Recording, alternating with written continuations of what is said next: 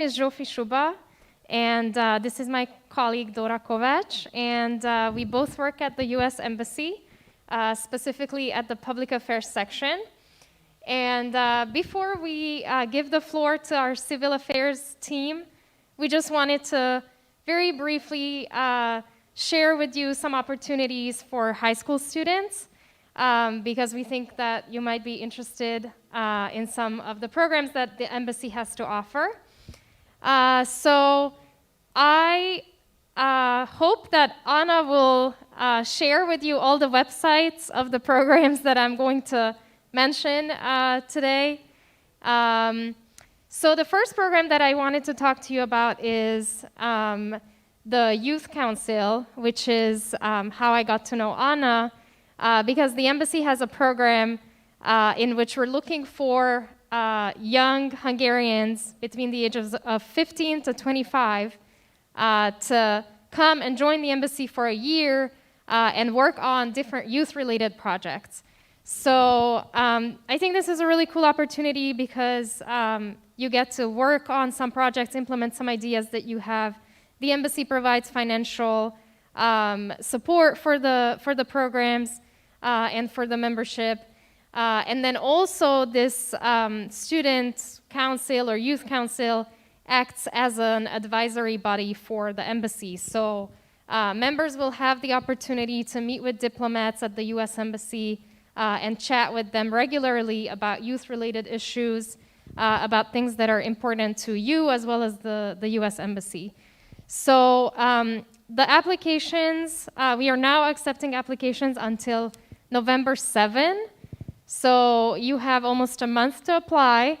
All you have to do is write like a motivation letter or send us a video. So, you know, if you feel like you're better in speech, you can also send us a video.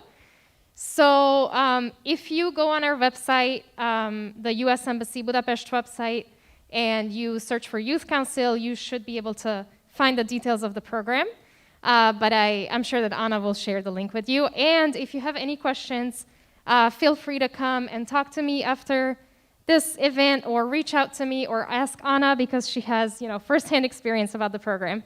And then the other opportunity that I would like to talk about is something called America Day, which I would encourage you, if you're interested, to tell your teachers to apply, because we're looking for schools who want to implement a so-called America Day, with which you can host programs that are related to the U.S. It's a one-day program, and we asked the school to implement some activities, but we, the U.S. Embassy, are also bringing some of our activities like simulation games, meet and greet with the Marines, some packages for language teachers from the Regional English Language Office, and other fun stuff, U.S.-themed things, and some books and some fun stuff. So the call for applications is also out for that. Schools can apply until November 14. So if you think that your school would like to host an America Day and have us come back with something similar that we're doing today, but even more on a bigger scale and a full day of activities, please do apply, and encourage your teachers to look for the call and apply. And again, I ask Anna to share the call with you. And then I hand it over to Dora, who will talk about an exchange opportunity briefly. Thank you, guys. My case is an urgent one because the deadline is October 15, okay? So there's not so much time left. My question, who has heard about the FLEX program? Anna? That's it? Okay. Future Leaders Exchange Program is a 1-year-long, an academic year-long program in the United States. It is a scholarship, meaning it is fully sponsored. The only thing you need to do is send in your application, which is a really short, easy-peasy essay. You send in online, and by the fact that we speak English here right now, you kind of check that part that's okay, that you already speak English. There are other requisitions that you need to be in the 9th or the 10th grade. Is anyone in that range here? Do you know anyone? I'm sure this school at least has 2 classes of that, so please let those kids know that they can apply until October 15th. This is an entirely free scholarship in the United States, spending a year with the host family and studying in a high school in the United States. So if you know anyone, please do let them know, and thank you so much.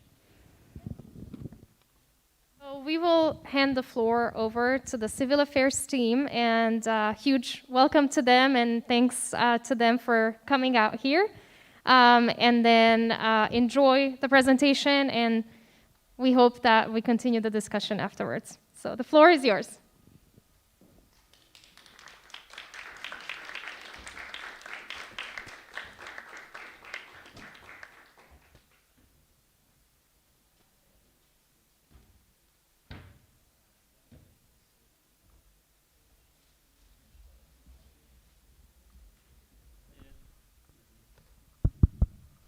All right, good evening, everyone. Thank you for having us. My name is Captain McLaughlin, and I'm the team chief for Civil Affairs Team 1525. We work both in Hungary and Slovakia. As the situation is, we've spent more of our time in Slovakia, so we apologize. Our Hungarian is essentially non-existent, so we appreciate that you all speak English. If you have any problems with the mask or anything, just raise your hand. We can repeat what we're saying or speak slower. I've been in the military for 13 years.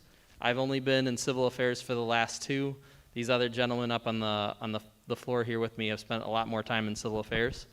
The interesting thing about all 4 of us is that we are only active duty soldiers now. So back in the United States, we are in the Army Reserve. So we all have individual civilian careers. So back home, I work as a social worker. And then that's a little bit about myself. I'm going to hand it off to the next in the team, who is Sergeant Schilling. And then after we all introduce ourselves, then we'll get into the presentation. And after that, we'll have some questions and answers with you guys. Hi, good afternoon. I'm Sergeant First Class Michael Schilling. I'm from New York City.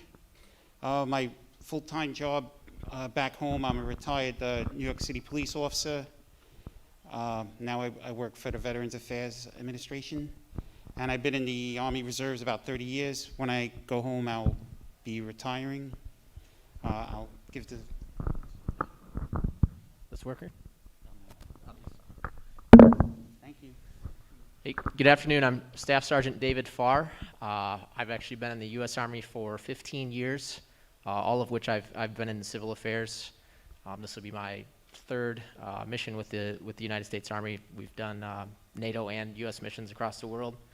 And then back home, I work in sales. Hello, I'm Sergeant Justin Nichols. I've been in the Army Reserves for 13 years. This is my 2nd deployment as well, between NATO and that stuff as well, and it's great to be here. All right. I'm going to just stay seated for this presentation here. Can anybody see the image or the icon on the far right? And more importantly, can you identify what that is? The one with it's actually a sword, and then there's flames. It's a little hard for you guys to see back there, but does anybody recognize what that is? All right, so this isn't a test on military structure or the United States Department of Defense, but there are 11 combatant commands in the United States military. This part of the world is obviously under the European Command, and then that unit patch is the USAEURAF patch. So right now, as we go down those command structures, the United States and Europe and Africa are under the same command structure, so that is the USAEURAF patch.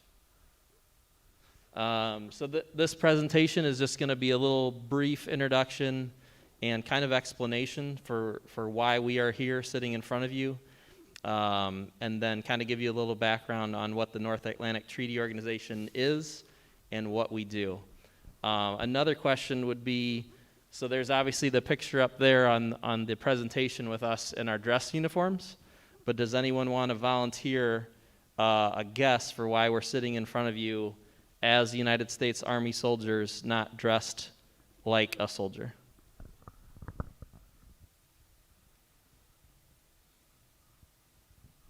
Don't be shy. There are maybe wrong answers, but we just want to start a discussion with that. So why are we not dressed like soldiers right now? Yeah, what's your name? Daniel, what do you think? Okay. That's a good, I like that response. Anybody else? I'll explain some of that. So, to encourage you with the guessing, There you go. whoever guesses gets a pin. So, Okay. there you go. That's a good guess, and we'll go back to that, Daniel. And then what's your name over here? No, I'm saying this is Daniel here, and then what's your name? Oh, you're also Daniel. Okay, thank you.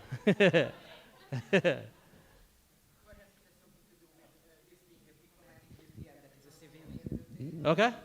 That one's a little bit closer, so we'll go with that one, Daniel number 2. So, Daniel here, so remember what I said, back home we are Army Reserve soldiers. So there we, for 1 to 3 days a month, and then 2 weeks, sometimes longer in the summer, is when we are on our official duty. We will be training with the military. Here we are now considered active duty, and we have orders that dedicate our time 100% to our mission here. So that's why your response was along those same lines. But again, we're 100% active duty, so we're on orders, so we're always on duty based on that.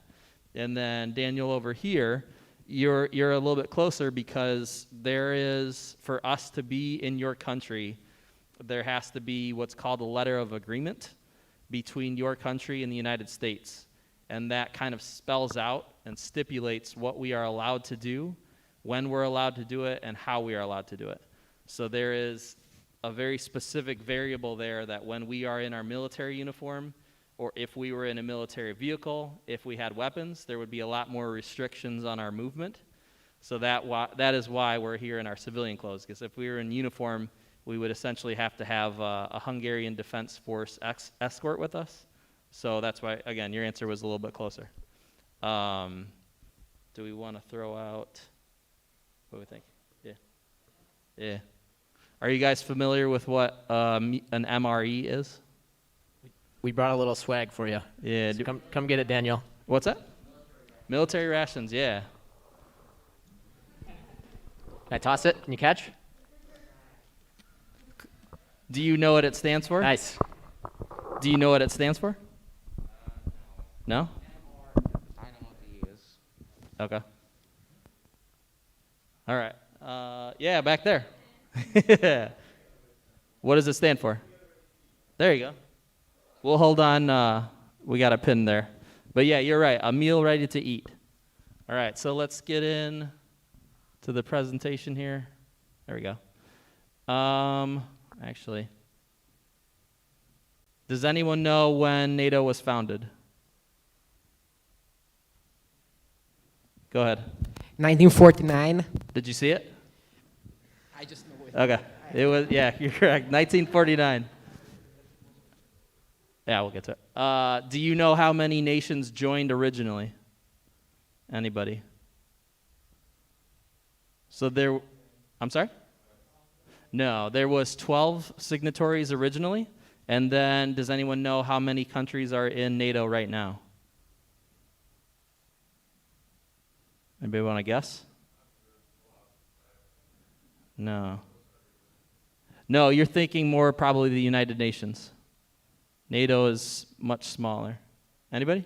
So right now there are 30 countries in NATO. And then does anyone know when your country joined NATO?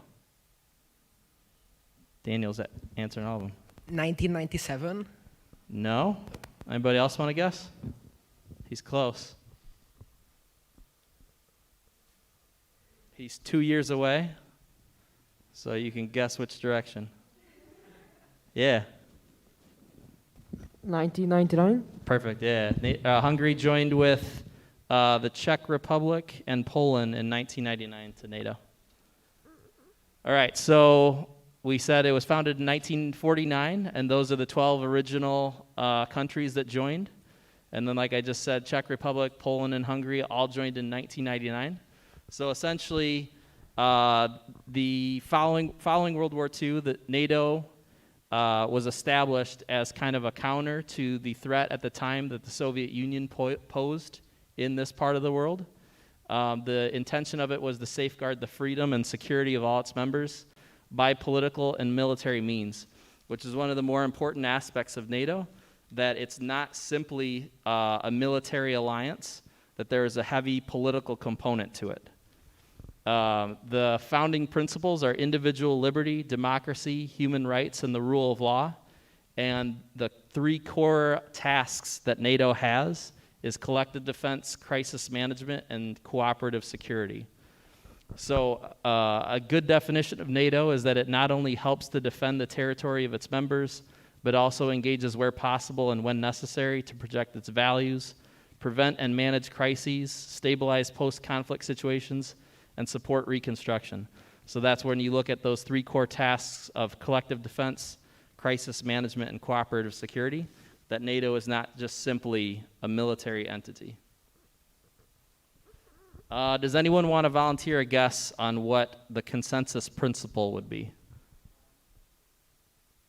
If you have an understanding of what consensus means, do you want to volunteer what you think this would mean? Yeah, go ahead. All members of NATO have to agree to an action, to perform an action as a complete organization. That's perfect. Do you want an MRE? Sure. There you go. So this is kind of, I thought this was important to discuss because this is kind of the, I don't want to say necessarily controversial aspect of NATO, but with any large scale or any organization of this size, there is the unfortunate reality that there is a lot of bureaucracy involved. So that's kind of the negative aspect of the consensus principle. The strong side of that, or the benefit of it, is that it's consensus, meaning it's a majority of the members are in agreement. So again, it takes a while to reach a consensus when you have 30 nations that in many ways have competing interests, but in also many ways they're trying to advocate for those principles that we talked about, whether it's freedom, democracy, the rule of law. So again, the consensus principle is fairly a debatable or just sort of controversial aspect of NATO because people criticize NATO for its kind of cumbersome nature. But it is the key to NATO's longevity.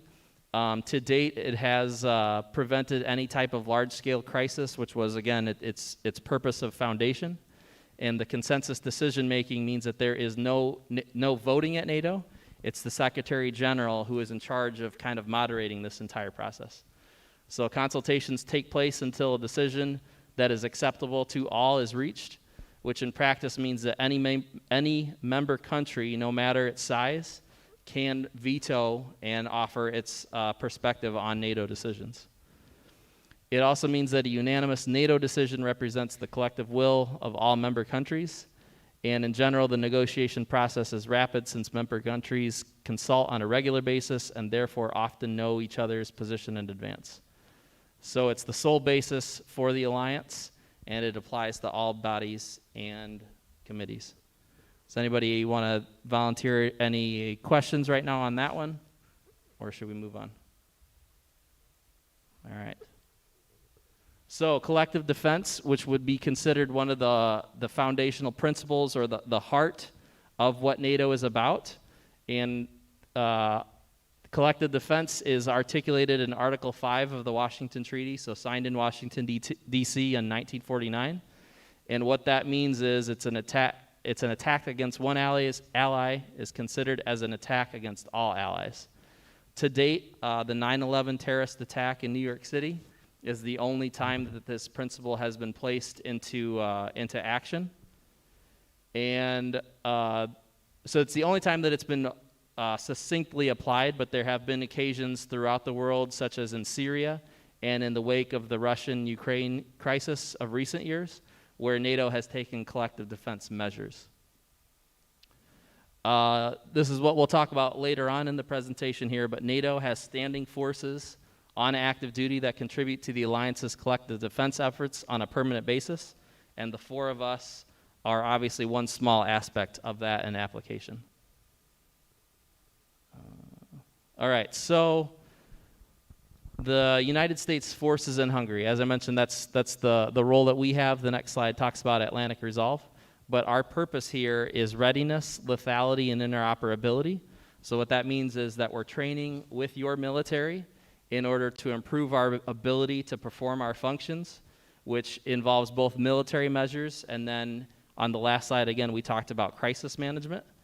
And then interoperability, meaning that we are able to work with our partner nations and accomplish the tasks that we are assigned with all of the barriers that language creates, the cultural divide that we have, but that's what that word interoperability means, is being able to work with partner nations. Our presence here is a demonstration of our commitment to the alliance and partnership capacity, and partnership capacity is essentially just another synonym for interoperability. So Hungary's recent signing of the Defense Cooperation Agreement is welcomed by the United States, and EUCOM looks forward to increasing investment in Hungary as soon as the document is ratified. So that's a little bit of recent news, but that's part of what the membership in NATO is expected of all of its members. Does anyone know this is, again, with this last point on this slide, about Hungary's purchase of German manufactured tanks and armored personnel carriers. So does anyone know what the percentage of GDP that NATO nations are supposed to spend on defense? 2%. 2%, that's perfect, yeah. Do you know what statistic Hungary is currently at? 1.8. I think you're exactly right, yeah. Did we? Yeah, there's the second one. Daniel knows all the statistics. So that one is, again, kind of a controversial aspect of NATO, but again, it's a political and military alliance. So the NATO as an organization has agreed that each ally needs to participate and contribute that percentage of their GDP. So that's why it was important for us to put these up there that show the progress and commitment that Hungary has towards that agreed upon goal. So our specific application here is called Atlantic Resolve. This is the name that the Department of Defense for the United States gives to rotational forces that serve in Hungary. And this is just a little description of what Atlantic Resolve is. So through bilateral, joint, and multinational training, Atlantic Resolve builds readiness, increases interoperability, and enhances the bond between ally and partner militaries. Rotational units, so this point here just says that all these countries here are where some of these large-scale exercises take place. Does anybody remember seeing in the news over the summer, or sometimes there's, I think the exercise season is typically in the summer, but there are NATO exercises that take place throughout the year. Does anybody know of any exercise that has taken place either in Europe or in Hungary? Breakthrough 2021, maybe? I'm actually unfamiliar with that, but if you're saying Breakthrough 2021, that sounds like a good answer. So we could go with an MRA for that guy. So does anybody else remember seeing anything on the news, on social media? Go ahead. Down the Danube this summer. Uh-huh. That probably had something to do with that. The Navy? That was called, that was part of what's called Black Swan. Yeah, Black Swan, yeah, exactly. And I think that was a special operations-led mission. So they definitely had boats in the Danube right in Budapest here, yeah. So there's like Combined Resolve, Defender, Vigorous Warrior, Saber Guardian. These are exercises that there's a specific pattern to the naming convention, but I was just curious to see if anybody had heard of those. But again, these are all the nations where these exercises take place. And then Sergeant Nichols will explain some of the equipment that our rotational forces use in some of those exercises. But from the United States side, we have 7,000 soldiers who are participating in Atlantic Resolve throughout Europe at any time. Does anybody know the number of United States soldiers in Hungary right now? You'd have to do some math and add what you have on the platform up here, and then some guessing. What do you guys think? 10? All right, we got another guess? 8, let's get one more guess and multiply that by quite a bit. What do you got? That's close. So there are around 155 United States soldiers in Hungary. Does anyone know where the majority of those soldiers are stationed in your country? Go ahead, Daniel. That's a good guess, but no, they're actually, yeah, what do you got? US Embassy at the US Embassy in Budapest. I don't know where it is. Near the I don't Kossuth think, Öröklang. so those would be Marines, and I'm not sure that that is included in this number here, but that was a good guess. So the majority of the soldiers are at the Bakon Combat Training Center, and it's called Camp English, where they're actually positioned. But that's the number of United States soldiers in Hungary. All right. So, all right. So this on your left here is an Abrams tank. Has anybody seen those on any railheads or line haul trucks going in and out of the country? Well,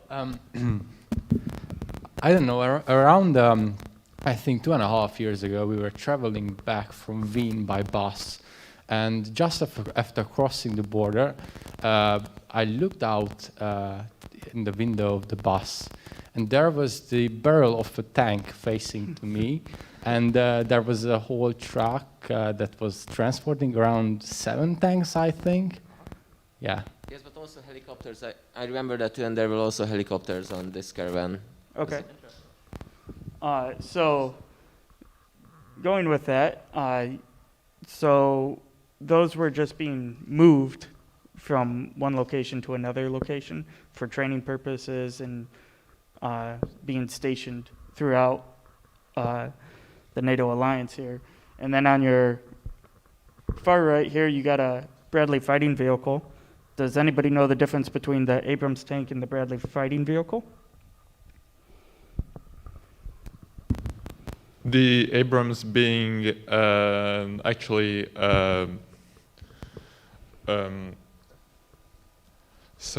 main battle tank being serving in the armored forces.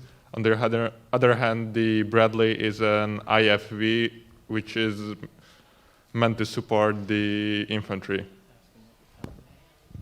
Okay, I like that. Do you know what the Paladin is? The one on the bottom, what that is? Well, Don't give it now. What was your name? What is it? Shamo? Shamal.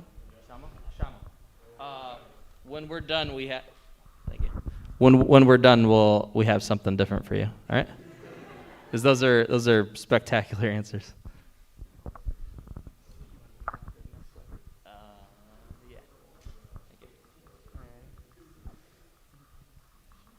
Alrighty, so with these ones, we'll start on the right side this time.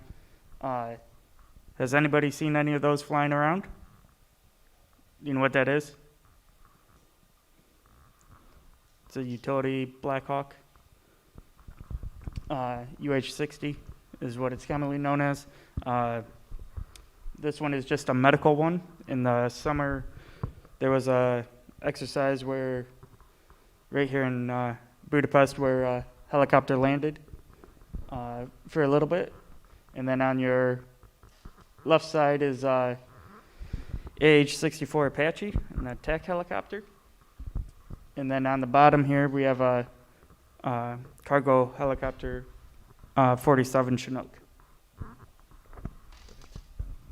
So like Sergeant Nichols explained, the reason that we wanted to show some of those are those images are the pictures of the aerial assets and the armored assets that some of our units have. In Camp English, they would only have the far right, the Bradley fighting vehicles. They don't have the Abrams or the Paladins. But even in the United States, we have had examples of disinformation where they're moving vehicles like this or smaller vehicles through the train system, and people will start creating stories that say that the United States military is planning to do like martial law in some of the major cities, when it's only those vehicles that are being moved for training purposes. So again, that was our purpose of explaining this here, that especially in the summer, you're going to see not only the United States, but all NATO countries that are going to have these convoys with these and other vehicles. So it's important for us to share what our vehicles look like. All right, so for us, in the United States military, we call our job civil affairs. And in the European militaries, our job is called civil military cooperation, or CIMIC. The definition of civil affairs, this is kind of a joke that all of us on my team have, that it's kind of easy to explain the definition, but in application, because it is so kind of ambiguous and generalized, that no one really knows what civil affairs is. But the definition is something about being able to engage with local communities, and the purpose of that engagement is to be able to find ways to cooperate with those communities, with the civil society organizations, in order to find the ways that we can eliminate friction between the military and the population, and then the population and the military. So our role is kind of part of the definition, where we want to find any type of avenue where we can engage, like I said, civil society organizations or just the population itself, in order to share what the military is doing in that area, and then find ways to support the efforts of those organizations. Because in Slovakia, we work with organizations such as schools, but also hospital systems as well. So the pictures are kind of the demonstration of the application. The far right, where we are in our military uniforms, that's just an example of what we said before about interoperability, where we are training with our allies. And then the other pictures were youth camps in Slovakia throughout the summer, where we were able to, the top picture there, if you can see the kind of the red smoke, that was a military camp. So there we have Sergeant Farr teaching these young Slovaks physical fitness and discipline, I think. And then the bottom left was just physical exercise. So again, these are kind of graphical illustrations of how civil affairs is one of the more unique roles and jobs in the military for what we are able to do. And that is our battalion motto: wisdom is our weapon. So that's the end of our formal presentation here. And then we have however much time we have allowed. But right now, we're here to answer your questions and see what you have to say about our presentation here.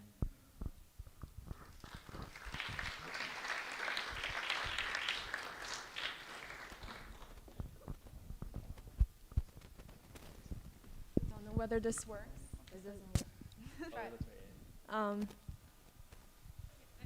Is this one any good? Yeah, that one's good.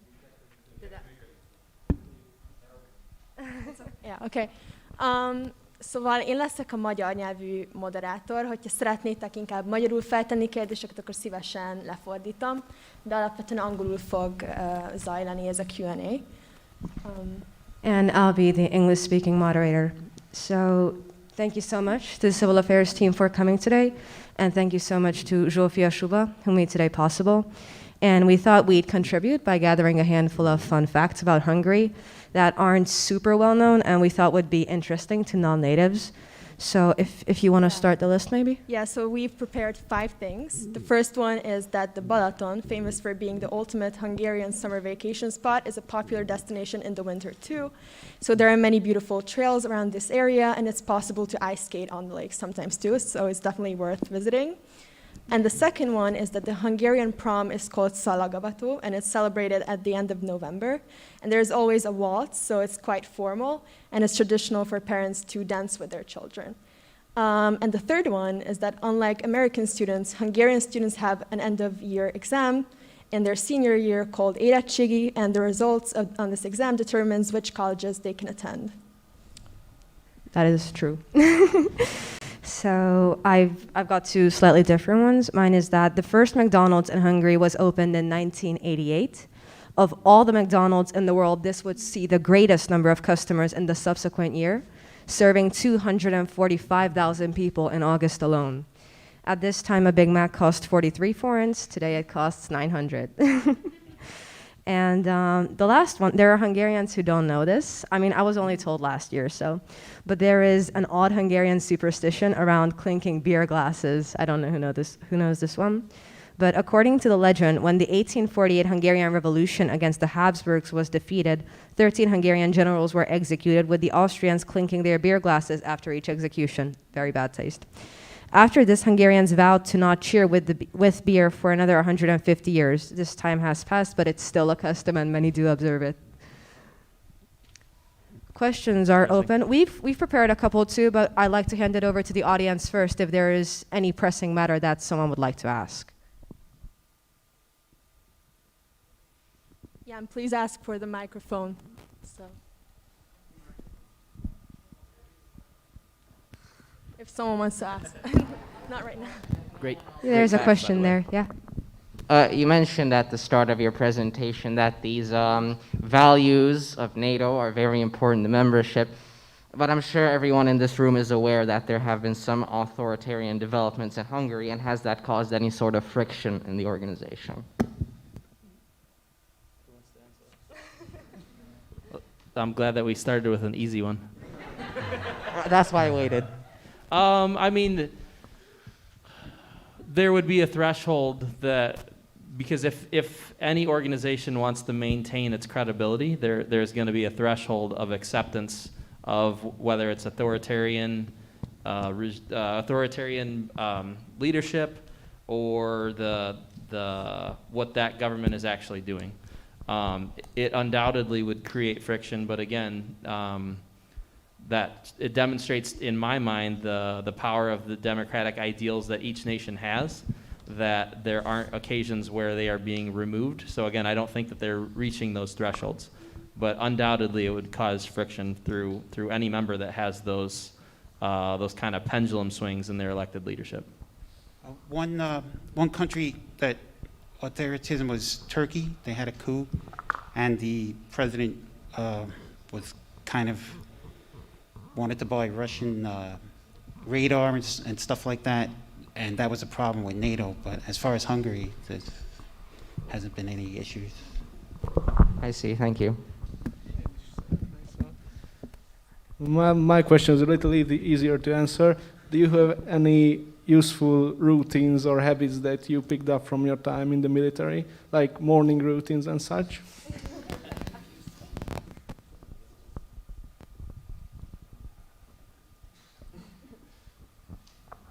Yeah, I make my bed. So growing up I never did, and then when I joined I quickly learned how to make my bed, and I still do.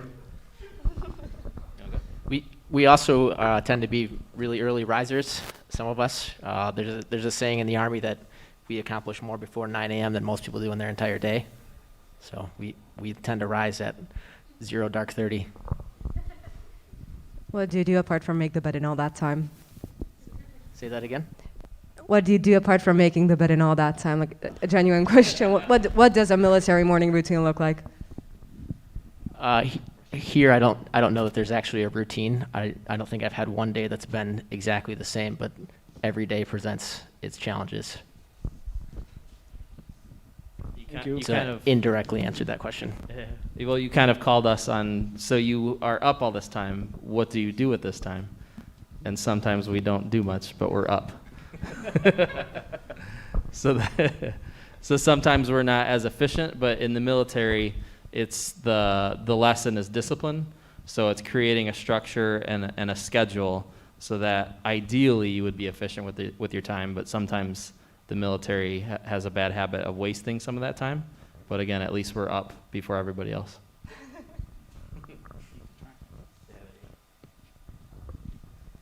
The microphone is on its way, please. Thank you.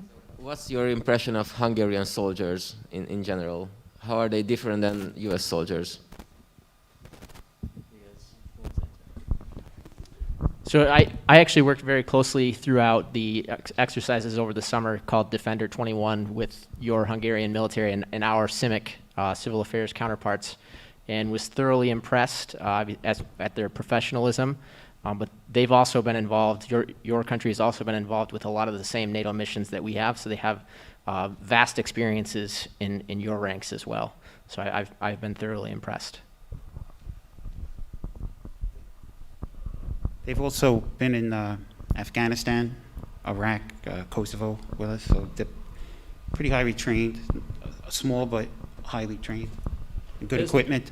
Especially with CIMIC, that's what is going to be the challenge now, because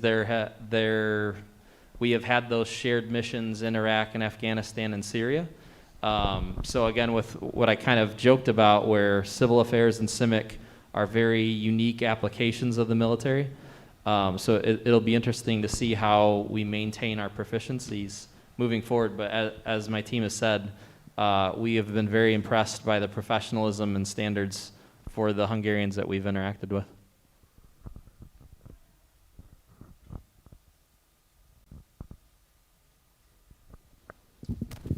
I would like to ask that, what are your guys' opinion on airsoft as like a training exercise? Okay, airsoft. In Slovakia, the kids camps, we work with that, but it kind of hurts when it hits you, and it's not that environmentally safe. But in the United States Army, we use what's called the Miles system, and it's like it shoots like an infrared light, like a laser, to you, and you have this whole workup on your uniform, and then you'll start ringing, and that means you've been shot or dead. And they also have it on vehicles, like they put these panels on Humvees and tanks, and it's pretty. It's been around since the 80s, and it works. So I think that probably costs more than airsoft, but it's more better training. So, and I think that there is some value in it, which I think is what your question is getting at. The drawback of it is obviously the range of those weapons is a little different. So Sergeant Schilling is talking about the Miles systems, but we also sometimes use paintball. Sometimes it's more just for the fun aspect or the recreational aspect, but there is still a level of realism to it, because there's a consequence where, like he said, the airsoft, the BB or the paintball hurts, which is better than just the Miles system where it rings. So it's teaching you a little bit of realism, that there's a consequence to not doing what you're supposed to be doing. I'm not entirely certain that we use airsoft. I never have. You do? Okay. So my experience was with paintballs, but we also use airsoft, I guess. So again, I think that would argue that there is some training value to it.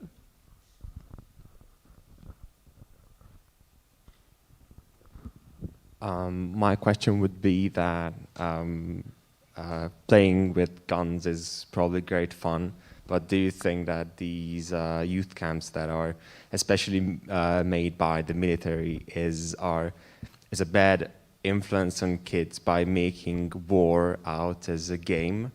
Do you think that can have negative connotations in the future, that there is this new generation that part of them thinks that war is not to be taken seriously?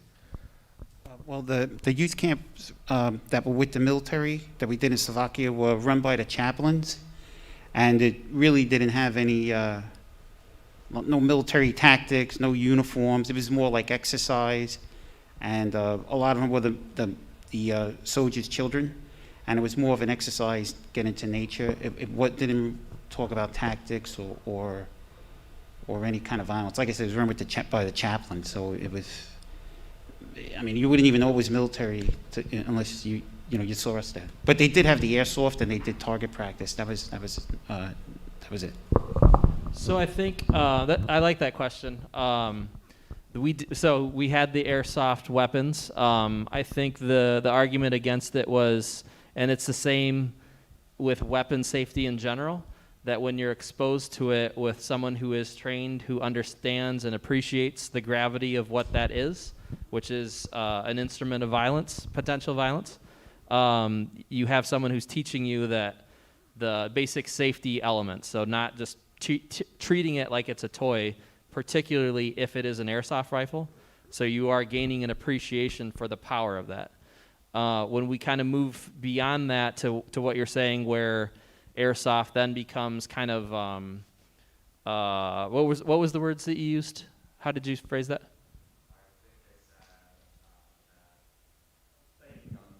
Playing with guns is fun, and it's making it out as a game. Sure. Okay. So yeah, the game aspect. Thank you. Game, yeah. For me personally, I wanted to join the military when I was very young, and my parents did not want me to the extent that my mother would not let me play video games that had any type of violence in them, guns or anything military. So she definitely did not want me exposed to any of that. I think if we relate it to our presentation and our purpose here, NATO is not an offensive organization. So remember what I said, like the third slide is collective defense. So with the unfortunate or not reality of the world is there are threats that exist, and NATO has its presence and its focus not on any singular threat, but on violent extremist organizations, any threat that would cause harm to all of the alliance. So I hope that when we have these camps with youth populations, that we are not trying to kind of cheapen or downplay the reality of combat, but we're definitely not trying to make it a game. So again, with our with the airsoft, we don't have like knockdown pins or something that again would communicate a sense of gamesmanship. But so I don't know if that satisfies your question, but okay. I like that question. That's important. My question is that have you ever been on site in like a combat situation where you had to shoot at like actual people? Well, I was in Iraq. Everybody shot at me and our vehicles, but whenever we went to shoot at them, they were gone. Half the time we didn't even see where it was coming from. And and in Africa too. And even as a police officer, every time people would shoot at us, we couldn't see where it's coming from. And I never shot back, but.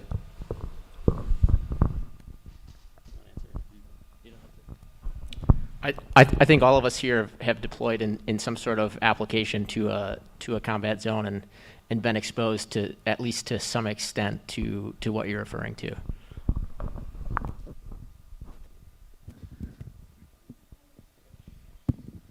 Okay, so my question is, how many women are in the field, and what are your perceptions of more women joining, or is there a difference?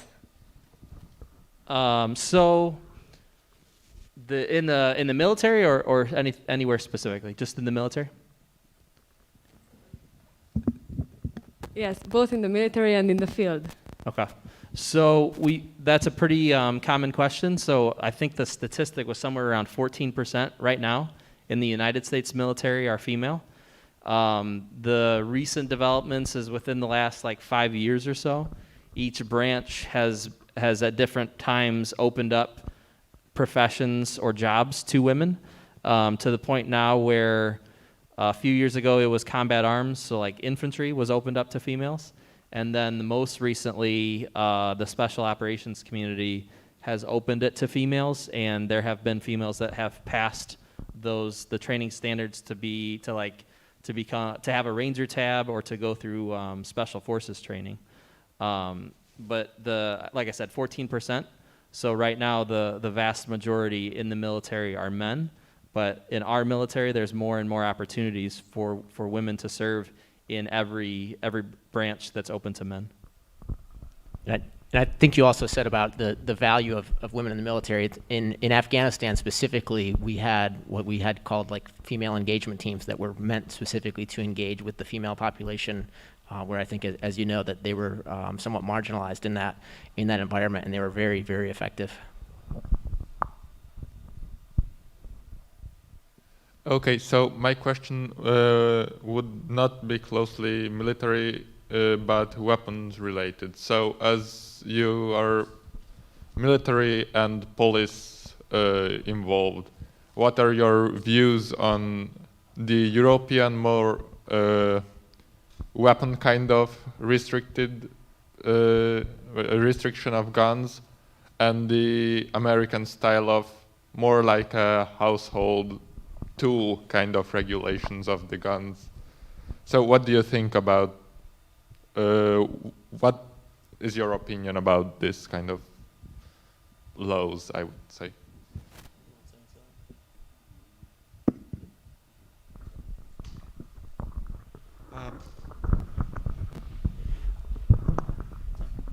Gun control in America and Europe, well, I think the difference is in Europe, when somebody goes to jail, they probably stay there, and there's consequences to the crimes. But in America, lately, there's not as much consequences to crime, so more criminals are out, and police police have been somewhat defunded, so people need to protect themselves, and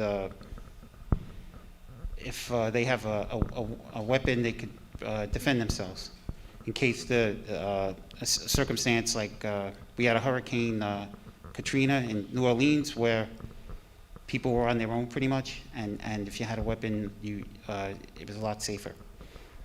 Like a state like a city like Chicago has the toughest gun laws in America, but they have the highest crime because the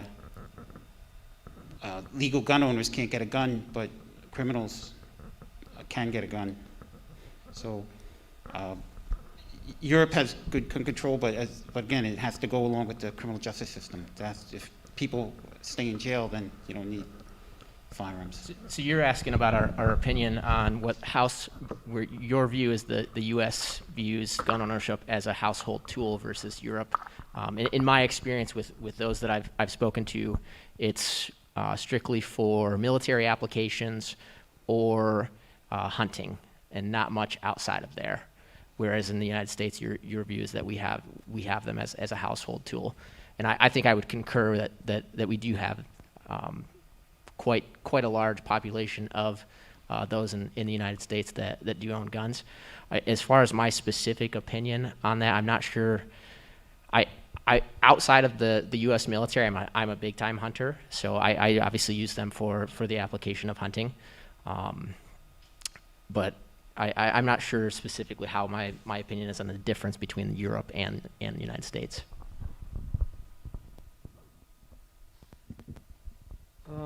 I'd like to ask about how often are dogs used in combat or on the fields?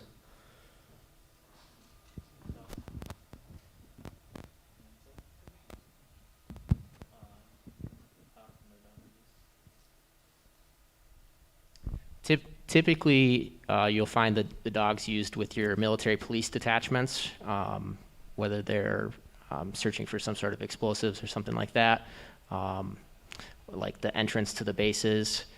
And then also, I know that at some points they were used for explosive detection out in the field.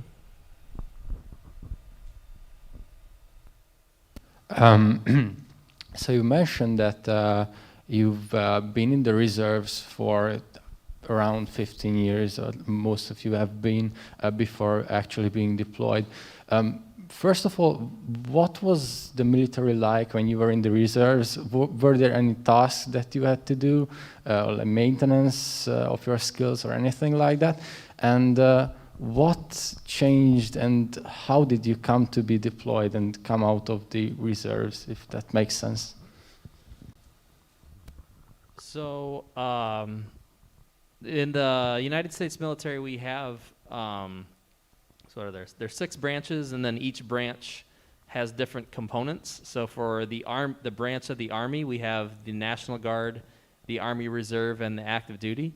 I came from my state's National Guard like 3 years ago, but both of the, I mentioned that because that it's a similar approach being in the Guard and the Reserve, where, as I mentioned when we started out, we go for anywhere from like 2 to 4 days a month where we do our training. So maintenance or whatever we need to do to maintain some level of proficiency in our specific jobs.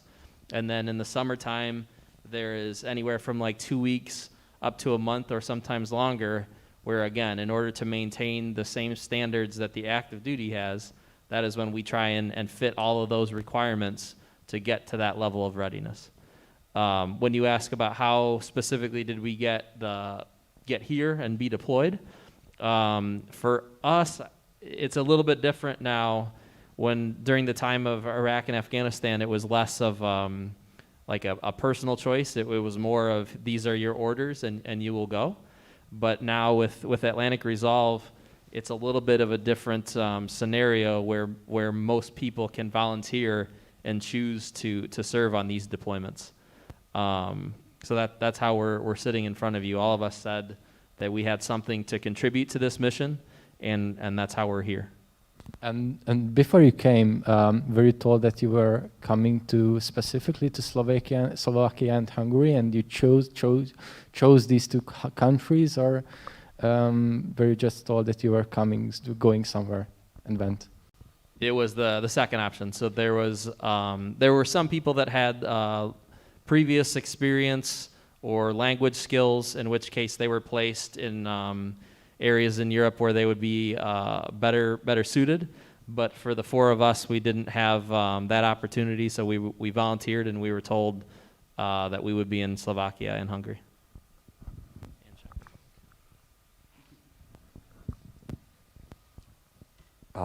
My question would be, that I've collected here, yes. So I've read a research paper about the efficiency of infantry units and other branches of the military with the inclusion of women. And in the paper, it was stated that almost all branches of the military, special ops, etc., had a better efficiency and with the inclusion of female officers. But there was this one part that mixed gendered infantry units in combatant zones performed much less. So they performed a lot worse than only male or even only female units.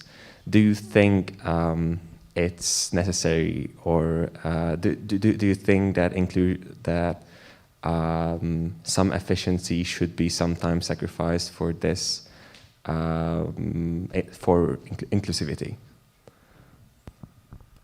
I'm not entirely familiar with any of the research that you quoted. I think that decisions would have to be made. You use the word efficiency, so I would assume when we're talking about militaries that there are certain values that we would want to, within the NATO alliance, like we said, democratic values, freedom, the rule of law, all of those things, those should be the objective standards and measurements. But if you're talking about inclusivity, once it becomes a weakness, then it's obviously something that the military shouldn't be pursuing just because there's some metric that we're trying to make. So I would assume, because a lot of this movement to include or to open up branches is fairly new, I think if there was enough research that proved it's not a good idea, that the military would be able to rule on that. But if you look throughout history, there are examples of female units, all female units.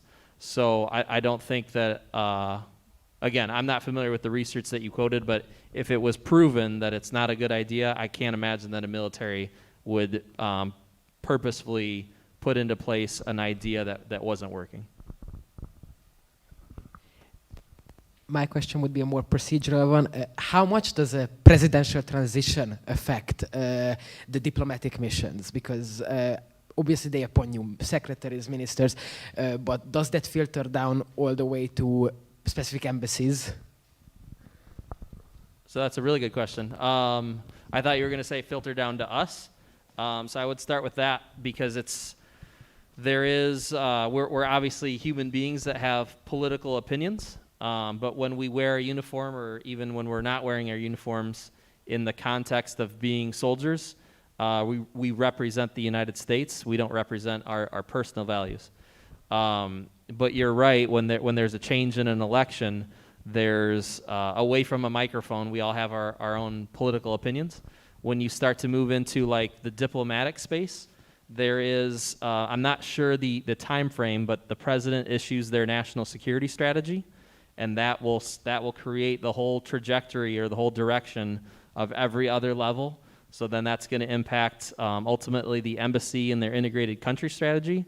So again, there are sometimes fundamental changes that can happen when an administration changes. So that's a very good question.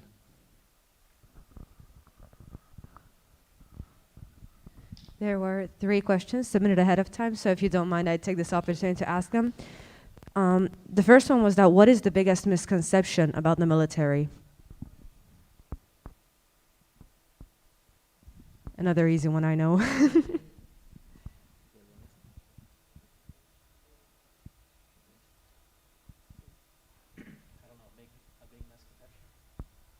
I guess what is your conception of the military? And we'll tell you if it's accurate. I don't know who asked, but let me think. Does anyone want to volunteer? It's not going to hurt our feelings.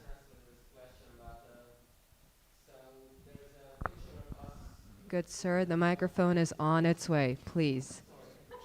Thank you so much. So mostly, the most of us has an image from the military, from Hollywood films, and how is it different to real military actions or real life in the military? They never run out of ammunition.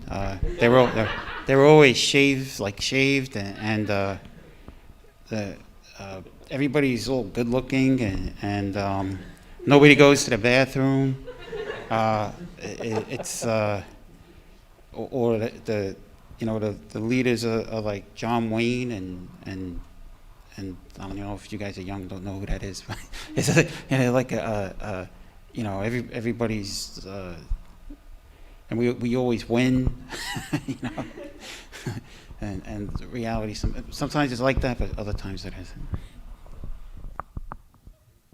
No, I think I like your response because it's fundamentally the misperceptions or the perspective is gained most likely through media, social media, or Hollywood.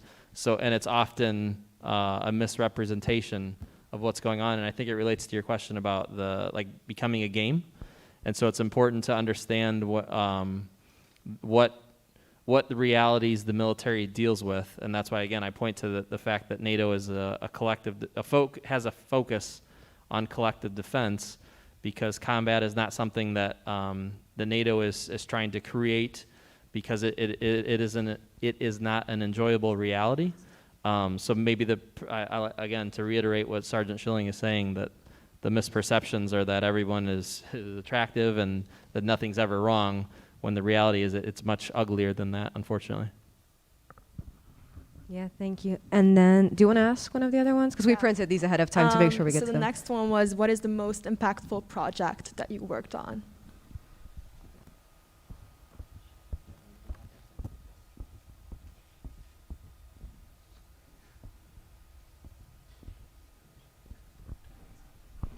In Slovakia, in August, we worked at a museum. It was a town called Kalisz, if I'm saying Kalisz, in Slovakia, and it was a town that was destroyed by the Nazis in World War II.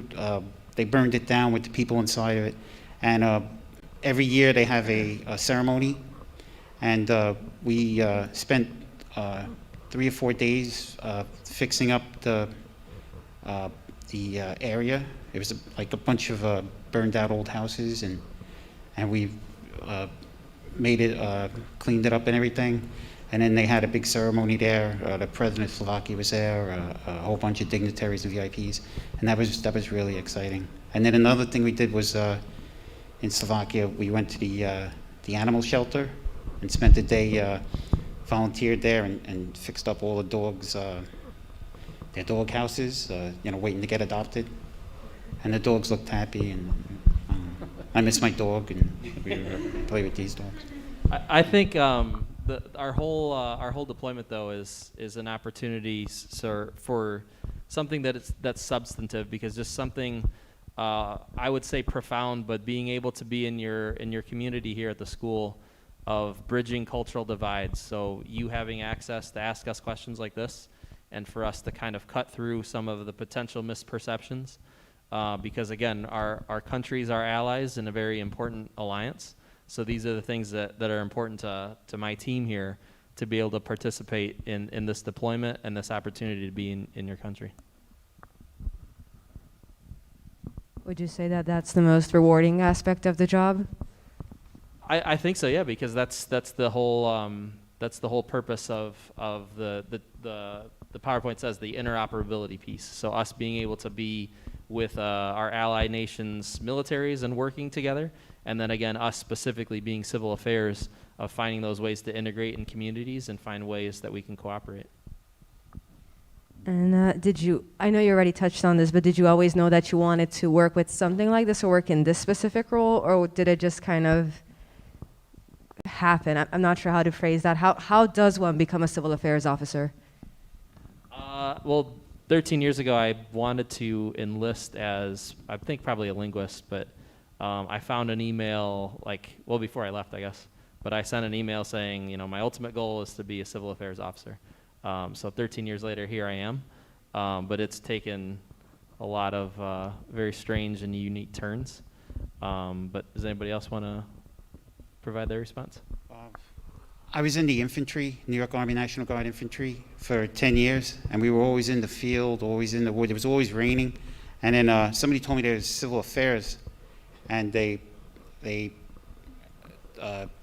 don't really drive armored cars, and they're not out in the woods all the time, and they go to exciting places and go to Europe, and you meet different people and do like real live missions, as opposed to we would always be training.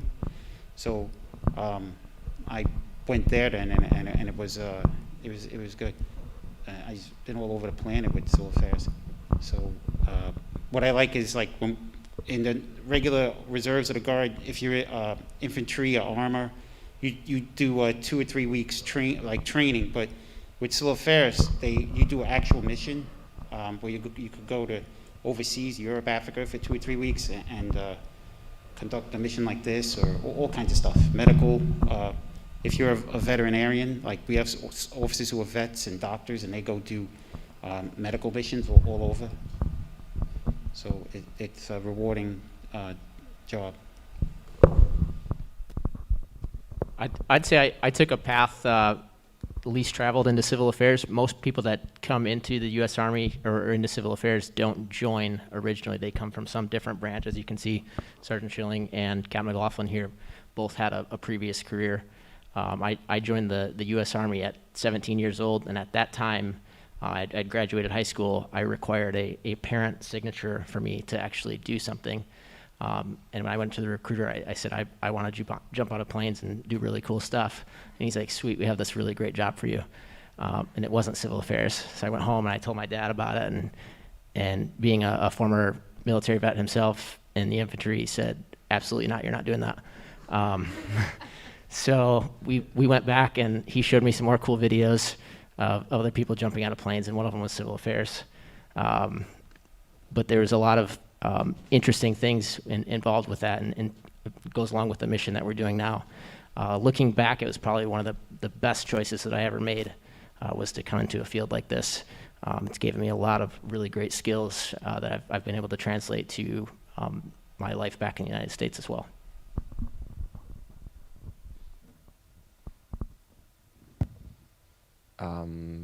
So, adding to that, what do you think of the predatory nature that Army recruiters, the way how Army recruiters go into American high schools and prey on the less financially fortunate to join the military for, in order for them to pay for college and higher education? I'll respond. I think that I don't know. I'm not sure it's necessarily fair to say predatory, but there obviously is an intention, and there's some research that shows that they do focus their efforts on disenfranchised communities. So I think you're correct on that aspect. The other side is that there are an incredible amount of opportunities that in the United States, I can't speak to what happens in European militaries, but the benefits that we have, because again, there's the difference of public education and socialized medicine throughout Europe that's just different than our system.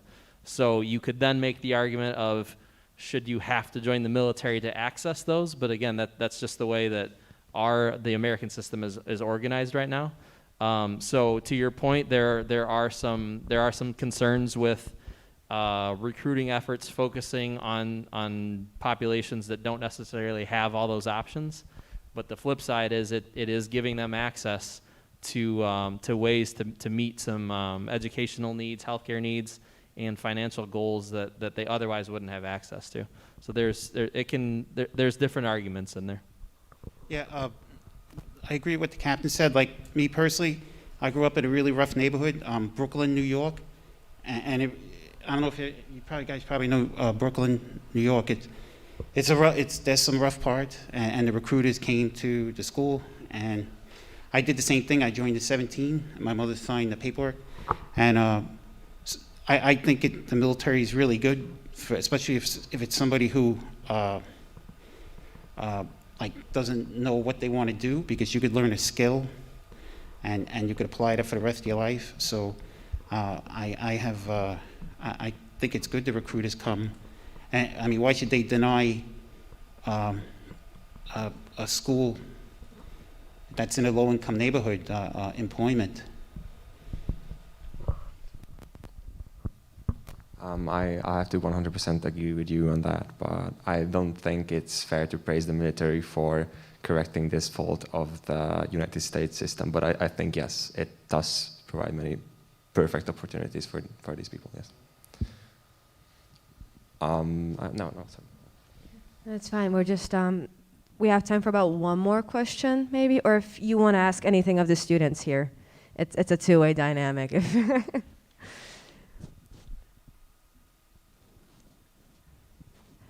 Yeah, I think we have exactly one question. So, There. yep. I have an easy, simple question to wrap up this discussion. What does the day-to-day of a civil affairs worker look like? What will you do the day after tomorrow, for example? That sounds easier than it probably is. So Sergeant Farr already said earlier that there is no day-to-day really.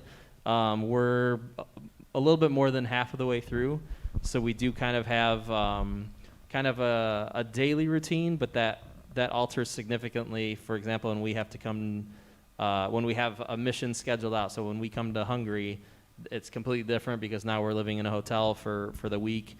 Myself and Sergeant Nichols were in a CIMIC exercise in the Czech Republic all last week. So there's just every week is something different, which is, again, I think everyone on the stage here agrees with me that is it's enjoyable because there is no necessarily a specified end state, and that's why the military employs us as civil affairs soldiers, that we don't have a set schedule where it's very easy and the problem has one solution. The military hires us to be critical thinkers and to come up with creative solutions because the world just isn't simple, and operating in the NATO alliance is the same way, that in order to get along with different people, in order to work with your military, we have to find creative solutions together. So there is no real set schedule or day-to-day.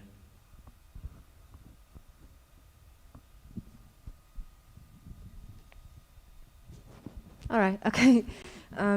that's about all we had time for today then. So thank you so very much for coming. Thank you to the audience too for all your questions and engagement. And can we owe, I forgot your name, I'm sorry. Thank you. You got it. Yep. Do you want to give it to him? Yeah. Can we get a picture? He's going to give him a coin here. So if you want to come up here. So this is a time-honored tradition in the military. You're going to just extend your hand for a handshake, and you're going to get a what we call a challenge coin for your expert knowledge on military vehicles. Yep. So for your great knowledge, we've got actually one of the coins that we have made for our team. And it has our specific unit on there, and then the patch on the front is our civil affairs patch. And then CAT 1525 is the number for our team. And on the back, it's got the Hungarian flag, the United States flag, and the NATO emblem. Thank you very much. Thank you.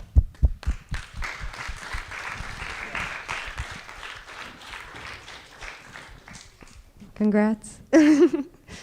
So, and okay, I'm just to make sure I'm not in the way of any other.